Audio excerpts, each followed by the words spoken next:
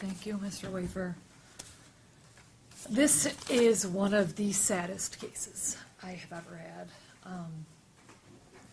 A young woman's life is gone, and otherwise a law-abiding citizen's life is ruined. A common theme from the letters from your friends and family, Mr. Wafer, is that of bad choices. And although the evidence clearly showed in this case that Miss McBride made some terrible choices that night, none of them justified taking her life. I do not believe that you're a cold-blooded murderer, or that this case had anything to do with race, or that you are some sort of monster. I do believe that you acted out of some fear, but mainly anger and panic. And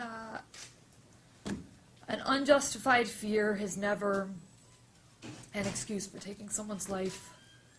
In order to take someone's life based on fear, it has to be honest and reasonable, and someone knocking or pounding on your door at 4:30 in the morning rarely creates an honest and reasonable situation that would justify taking another person's life.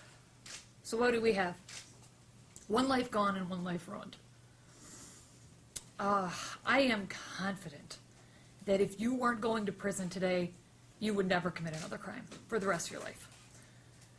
I'm also certain that you are remorseful and that you regret your actions immeasurably. However, none of that excuses what happened in this case, and I'm certain that you've thought about the family over and over again and how the evidence in this case showed that when Miss McBride was intoxicated, disoriented, injured, and bleeding, regardless of whether or not she sought help, she needed help. And when she needed help, she ended up meeting her death. I fully recognize that you did not bring these circumstances to your doorstep. They arrived there. But once they did, you made choices that brought us here today. I would call it the worst mistake of your life, but I don't know that you can ever use the word mistake to describe a murder. And a person was murdered. I cannot go below the guidelines. In this case, your attorney wanted 4 to 7. The prosecutor's office, through people of the state of Michigan, through Kim Worthy's office, have asked for a guideline sentence, and I think that that's reasonable. I do have to assess costs.